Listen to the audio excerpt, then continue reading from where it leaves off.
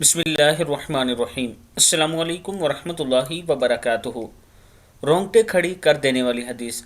رسول اللہ صلی اللہ علیہ وآلہ وسلم نے فرمایا، حضرت ثوبان رضی اللہ تعالیٰ عنہ فرماتے ہیں کہ رسول اللہ صلی اللہ علیہ وآلہ وسلم نے ارشاد فرمایا، میں اپنی امت میں سے یقینی طور پر ایسے لوگوں کو جانتا ہوں جو قیامت والے دن اس حال میں آئیں گے کہ ان کے ساتھ پہاڑ کے برابر نیکیاں ہوں گی، تو اللہ عز و جل ان نیکیوں کو ہوا میں منتشر ہو جانے والا غبار بنا کر غارت کر دے گا۔